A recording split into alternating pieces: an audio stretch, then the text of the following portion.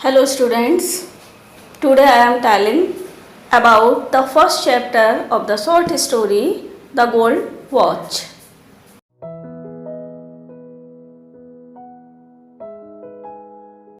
Now start the chapter. The Gold Watch. Gold watch story जो है वो एक फैक्ट्री वर्कर शंकु की है। शंकु एक बहुत ही गरीब, परेशान, पीड़ाओं से भरा हुआ एक फैक्ट्री वर्कर था, जिसके पास अपनी घरेलू बहुत सारी समस्याएं थीं। बहुत सारी रातों से वह रात में सो भी नहीं पा रहा था, और एक रात जब वह सो रहा था तो परेशानी की वजह से करवटें बदल रहा था, लेकिन उसे कोई भी रास्ता नज़र नहीं आ रहा था कि वह अपने उधार को चुकता कैसे करे। क्योंकि उसने बहुत सारा उधार इधर उधर से ले रखा था, क्योंकि उसकी सैलरी बहुत ज़्यादा नहीं थी। लेटे लेटे उसे रात्रि में साफ नज़र आ रहा था अपनी फैक्ट्री में अपने बॉस का रूम, और रूम में जो रखी टेबल थी उस पर इंक की बोतल, पेन, पेंसिल, बुक, और वहीं पर टेबल के एक साइड से रखी हुई एक वॉच जिसमें कि गोल्ड की चेन भी थी, यानी कि गोल्ड वॉच। और जो रूम की विंडो थी वह हमेशा भिड़ी हुई रहती थी। अगर आप जब भी चाहें बाहर से हाथ डालें और घड़ी को निकाल लें। शंकु ने भी ऐसा ही सोचा कि दोपहर के समय जब उनका जो बॉस था वह लंच के लिए चला जाता था, तो भी जो वॉच थी वो वहीं पर टेबल पर छोड़ जाता था, और बॉस के साथ साथ जितने भी वहाँ के एम्प्लॉय थे, कर्मचारी थे, वो भी अपने लंच टाइम के लिए लंच करने के लिए चले जाते थे। कोई भी फैक्ट्री में वर्कर नहीं रहता था।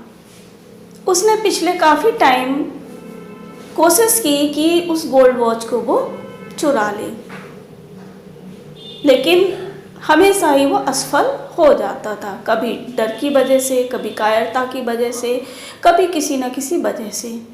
अब उसे रात में लेटे लेटे वो साफ अपने उधार नज़र आ रहे थे जो उसने लिए हुए थे। उसे मालूम था कि अगले 3 दिन में उसे अपने 13 दिन की सैलरी 13 रुपये मिलेगी, और 13 रुपये में उसने जो किराने वाली दुकान से रोज़मर्रा का सामान लिया करता था, 4.5 रुपये उसके भी उस पर उधार हो गए थे। तो वो 4.5 रुपये उसे चुकता करने थे। अब उसके पास सैलरी में सिर्फ उसके पास 8.5 रुपये बचे थे। अब 8.5 रुपये में अगले 13 दिन वो कैसे काटेगा? और उसके अलावा चाय वाले का उसके पास 1.5 रुपया था उधार का, पिछले भी काफ़ी रुपए उस पर उधार थे। मछली वाली वुमेन थी, उसके पास उधार थे।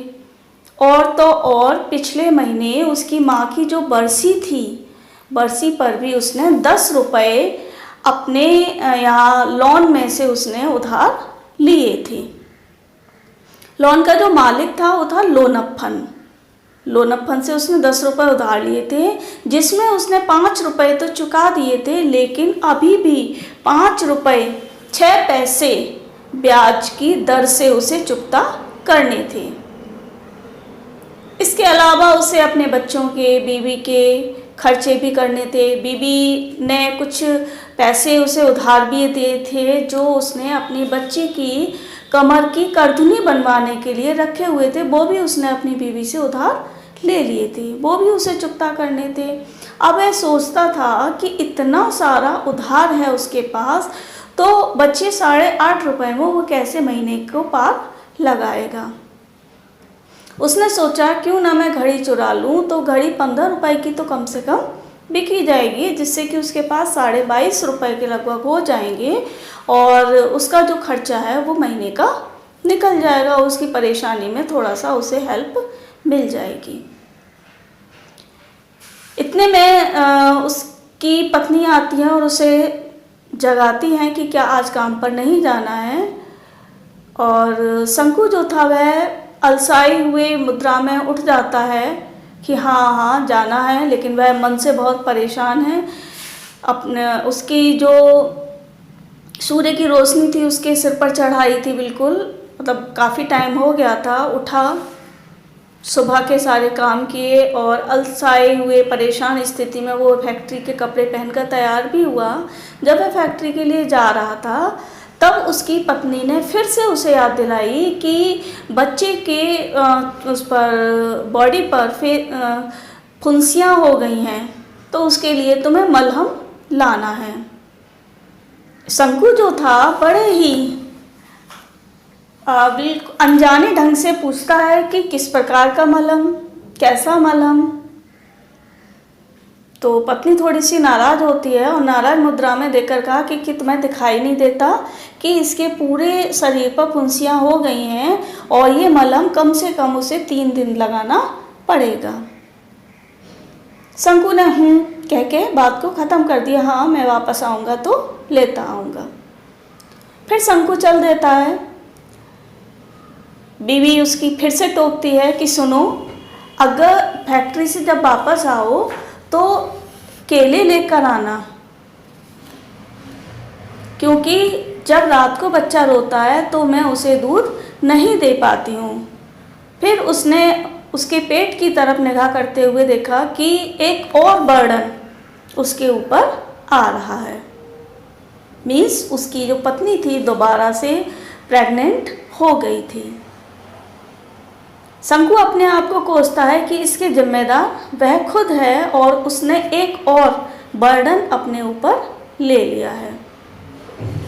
परेशान फैक्ट्री की तरफ चल देता है। फैक्ट्री पहुंचता है, लंच टाइम हो जाता है। सभी लोग कोई चाय के लिए, कोई नाश्ते के लिए, कोई अपने अपने कामों के लिए, वो सभी लोग बाहर नाश्ते के लिए चल देते हैं, लंच करने के लिए। और उसी प्रकार से जो अफसर था उसका, वह भी लंच के लिए चला जाता है। उसे मालूम था कि जो अफसर है वो 4 बजे से पहले वापस नहीं आएगा। अब शंकु जो था बड़े ही डरे, पसीना पसीना होते हुए खिड़की की तरफ पहुंचता है। खिड़की अभी भी भिड़ी हुई थी। शंकु ने बड़े डरते हुए आगे पीछे देखकर, बार बार झांककर, इधर उधर घूमकर चुपचाप से अपने हाथ को खिड़की के अंदर डाला और घड़ी को उठाकर अपने पॉकेट में रख लिया। तुरंत ही उसे ऐसा लगा जैसे कि कोई शायद पीछे से तेज कदमों से आ रहा है। पीछे देखा तो उसी का एक साथी माधवन था। माधवन ने पीठ पर हाथ रखते हुए पूछा, अरे शंकु, तुम यहाँ क्या कर रहे हो? शंकु बहुत ही घबरा गया, डर गया और उसने वैसे ही झूठे से कह दिया कि नहीं, कुछ नहीं, मैं यहाँ कुछ नहीं कर रहा हूँ, मैं तो बाहर की तरफ जा रहा हूँ। माधवन मजाक करते हुए चला गया, लेकिन शंकु के मन में अब एक डर बन गया था कि अवश्य ही माधवन ने उसे चोरी करते हुए देख लिया है और वो अब जो वॉच कीपर है वहाँ पर जाएगा और उसकी शिकायत करेगा और उसे अन्य लेबर की तरह, जैसे पहले भी हो चुका है, एक व्यक्ति को पुराने छाता चुराने की वजह से जॉब से निकाल दिया गया था। तो वह भी सोचता है कि अब उसे भी ऐसा ही कुछ करना पड़ेगा, यानी उसके साथ भी अब ऐसा ही कुछ होगा और उसे अपनी नौकरी से हाथ धोना पड़ेगा। और इसी डर से अब उसके जो पॉकेट थी, पॉकेट में ऐसा लग रहा था जैसे कि आग जल रही हो, यानी कि जो वॉच रखी हुई थी उसे ऐसा लग रहा था जैसे कि वो बहुत अंगारे दे रही हो, सब कुछ जल रहा था अब वह बहुत घबरा गया था, डर गया था। अब उसे एक ही रास्ता नज़र आया, क्यों ना वॉच को वापस वहीं पर रख दिया जाए।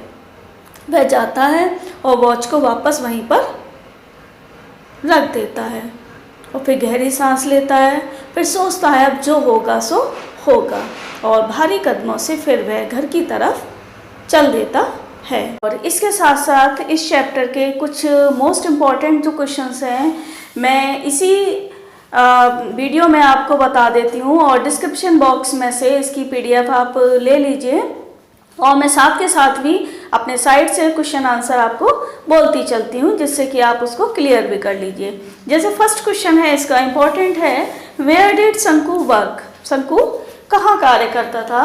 तो Shanku was a labour, he worked in a factory of 800 workers. Second question है, why could he no longer postpone the act of stealing? Answer रहेगा कि his child was so ill and his wife was pregnant and he was also afraid of the creditors' abuses. Next question है, what time of the day did Sanku think was the most suitable for stealing the gold watch and why? Answer रहेगा, Sanku stole gold watch in the lunch interval. For him, lunch interval was the most suitable time because in lunch period everybody went out. Next question है, why did Sanku curse himself? यानी शंकु ने अपने आप को ही कर्स क्यों किया? Sanku cursed himself because his wife was pregnant again and another child was expected. He felt helpless because he was unable to support his family properly. शंकु ने कर्ज इसलिए किया था क्योंकि उसे लगा उसकी पत्नी जो प्रेग्नेंट है वह उसी की वजह से है, इसलिए उसने अपने आप को जिम्मेदार ठहराया और अब वह अपने आप को असहाय महसूस करने लगा था अपनी फैमिली को सपोर्ट करने के लिए। नेक्स्ट क्वेश्चन है आपका, what was Shanku's feeling before stealing the watch? Watch को चुराने से पहले शंकु ने क्या महसूस किया?